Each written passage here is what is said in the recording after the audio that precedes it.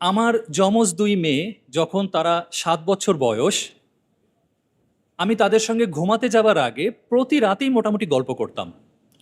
একদিন আমার গল্প করতে ইচ্ছা করলো না, বরং আমার ইচ্ছা করলো ওদেরকে একটা কঠিন প্রশ্ন করব। ৭ বছর বয়স, এই যে তাকে নার্চার করছি, ইসলাম বিষয়ে জানছে, পরিবার থেকে অনেক কিছু শিখছে, আসলে ওরা কতখানি কি শিখলো, আমার হঠাৎ একদিন এক রাতে পরীক্ষা করতে ইচ্ছা করলো এবং আমার মনে হচ্ছিল এই পরীক্ষাটা আমার নেওয়া উচিত হবে না, তারপরেও আমি না নিয়ে থাকতে পারছিলাম না, কেন জানি। তো ঘটনাটা এমন, আমি আমার ২ মেয়ে, আবারও বলি, মনে মনে কল্পনা করবেন কিন্তু ৭ বছর বয়সের দুজন শিশু, যথেষ্ট ছোট। তা আমি ওদেরকে জিজ্ঞেস করলাম, আচ্ছা আম্মু, ধরে নাও তোমরা অনেক বড় হয়ে গেছো এবং তোমরা রাষ্ট্রের গুরুত্বপূর্ণ দায়িত্ব পেয়ে গেছো। তো ওরা দুজন হাসে। আমি বললাম, ধরে নাও তোমরা রাষ্ট্রের বিচার ব্যবস্থার দায়িত্ব পেয়েছো, তোমরা বিচার কাজ সম্পাদন করো। ভালো কথা, ওরা বলল ঠিক আছে, ধরে নিলাম।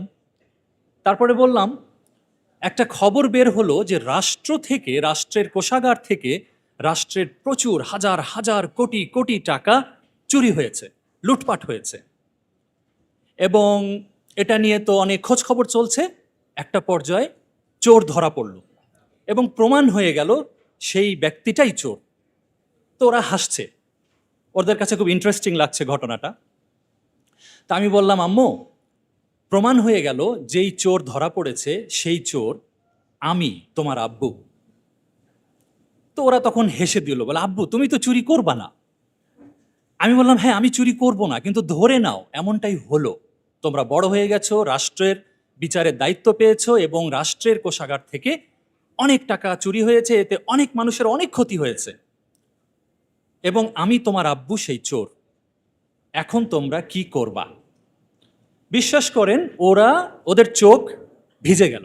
আমি দেখলাম দুজনার চোখ ভিজে গেল। ৩ থেকে ৫ সেকেন্ডের মধ্যে জবাব দিল, আব্বু তোমার হাত কেটে দেব। আমার গায়ের লোম খাড়া হয়ে গিয়েছিল। আমি ভেবেছিলাম ওরা অন্য কিছু বলবে। ৩ থেকে ৫ সেকেন্ডের মধ্যে ওদের চোখ দিয়ে পানি পড়ছে আর বলছে, আব্বু তোমার হাত কেটে দেব। আমি খুশিতে আলহামদুলিল্লাহ বললাম এবং আমি বলেই ফেলছিলাম যে, আম্মু, আমি বিশ্বাস করতে পারছিলাম না যে তোমরা এত দ্রুত এই জবাবটা দেবে। একটু পরে একটা টুইস্ট ঘটল এবং এখানে শিশুসুলভ একটা আচরণ প্রকাশ পেল। এবং এভাবে আমিও কোনোদিন চিন্তা করি নাই। আমরাও কিশোর বয়স থেকে শুনেছি চোরের হাত কাটা, চোরের হাত কাটা, এটা শুনে এসেছি, কিন্তু কোনোদিন এটা নিয়ে আরো এক স্টেজ যে চিন্তা করা যায় কোনোদিন করিই নাই। আসলে এটারও কারণ হলো আমাদের গার্ডিয়ানরা আমাদেরকে না চিন্তাশীল করে গড়ে তোলে নাই। এই পয়েন্টটা আমার থাকবে আজকের আলোচনায়, যে শিশুদেরকে চিন্তাশীল করে গড়ে তুলতে হবে। তা আমাকে বলছে, আব্বু, চোরের হাত কাটার পরে কি তার চিকিৎসা দেওয়া যায়? খুবই ইন্টারেস্টিং।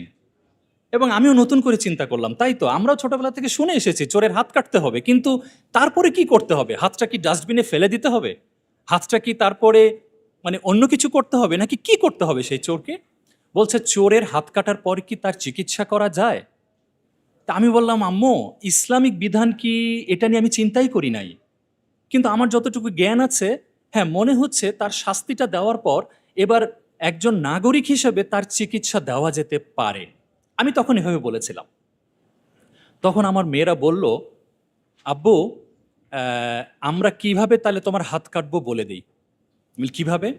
বলে, আমরা একজন তোমার হাতটা ধরে থাকবো, আর একজন তোমার হাতটা কাটবো। বলে, কেন? বলে, যেন তোমার হাতটা মাটিতে পড়ে না যায়। বলে, কেন? বলে, কারণ হাতটা মাটিতে পড়ে গেলে ময়লা ধুলা লাগবে, তখন ইনফেকশন হয়ে যাবে। আমরা তাড়াতাড়ি তোমার কাটা হাত আর তোমাকে নিয়ে হাসপাতালে যাব, ডাক্তারকে বলবো সেলাই করে হাতটা লাগায় দেন। আমি অবাক হলাম, এইরকম একটা উদ্ভট চিন্তা ওদের মাথায় কিভাবে আসলো। আমি বললাম, আম্মু, তোমরা এটা কেন করবা? বলে, আব্বু, বিচারক হয়ে তোমার হাত কাটবো আর আমরা মেয়ে হয়ে তোমার চিকিৎসা দেব। যাই হোক, এই গল্পটা আমি এই জন্য শেয়ার করলাম, আমি একদম বিন্দুমাত্র কোনো ডায়ালগ আমি নিজের মতো করে চেঞ্জ করে বলি নাই আপনাদেরকে। এক্স্যাক্টলি সেই রাতে এটাই ঘটেছিল, ৭ বছর বয়সে। এবং আমি তখন থেকে উপলব্ধি করলাম যে হ্যাঁ, আমি যেইভাবে আল্লাহ সুবহানাহু ওয়া তাআলা আমাকে প্যারেন্টিং করার তৌফিক দিয়েছেন, মনে হচ্ছে অল্প হলেও কাজে লাগছে। আমার এটা মনে হচ্ছিল। আলহামদুলিল্লাহ তারা এখন অনেক বড় হয়ে গেছে, কলেজে পড়ে। তো এবার আমি শেয়ার করব যে আসলে যে কিভাবে এই যে এইরকম চিন্তাভাবনা করে গড়ে তোলা যায়। এটা সম্ভব, এটা বাস্তব, এটা প্রমাণ দিলাম আমি। আমি একা না, আরো অনেক পরিবারই এভাবে গড়ে তোলে। আপনারা অনেকেই বলে থাকেন, "আরে শিবলি ভাই ৫ বছর, ৭ বছর শিশু, এদের সঙ্গে আবার রাজনৈতিক বিষয়ে কোনোদিন আলোচনা করা যায় নাকি?" হ্যাঁ, অবশ্যই যায়। শিশুরা সবকিছু গ্রহণ করার জন্য রেডি, এটা আমরা ভুলে যাব না। They are ready to capture anything, everything. We just need to make sure we are delivering the things to them in their as appropriate way. ঠিক আছে? এটাই খেয়াল রাখবেন।